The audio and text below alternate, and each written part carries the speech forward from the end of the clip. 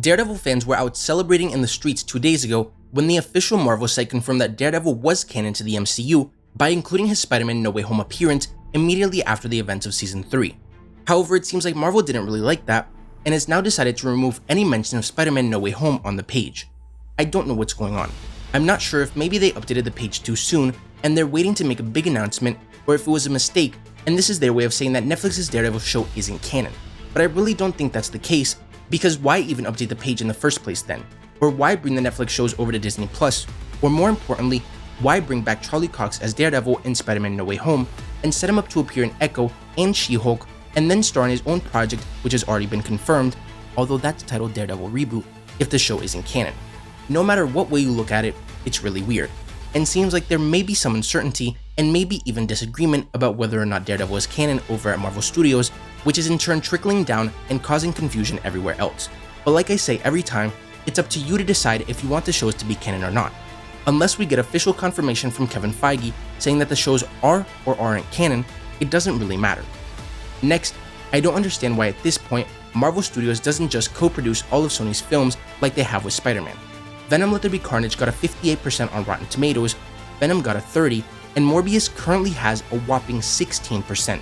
Those are not good numbers, especially when compared to all three Spider-Man films, which got 92, 90, and 93 respectively.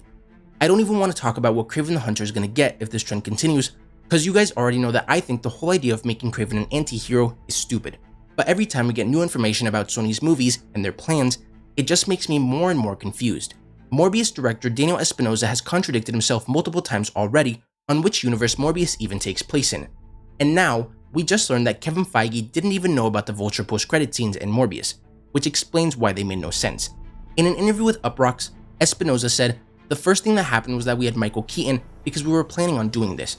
But then when Spider-Man No Way Home came out, it said, this is how the visual effects are. And then the idea of having Vulture just encountering Morbius in that universe seemed too complicated, so we put it in the end." I know that this statement is confusing, but let me explain.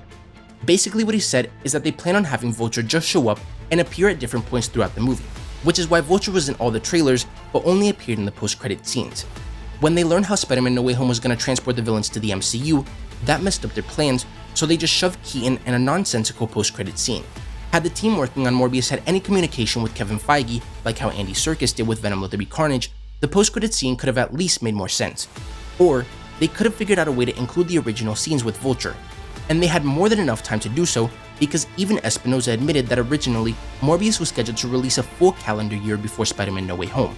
But due to everything that happened, it ended up coming out almost 2 years later and 4 months after No Way Home. So they had time, they just didn't use it. And that's why we ended up with this. Anyways, this shouldn't surprise anyone with how much of a mess this movie was, and how many times it was delayed and did reshoots, but at this point, it's just ridiculous that they're allowed to keep making movies like this when a simple team-up could solve all their problems.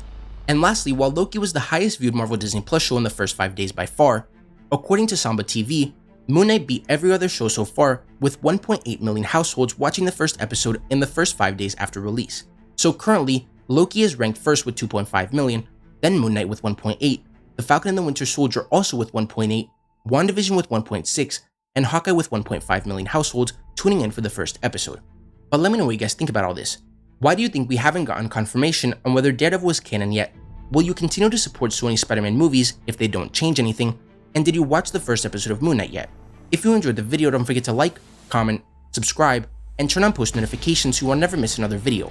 Thanks for watching, and remember to wash your hands and stay safe.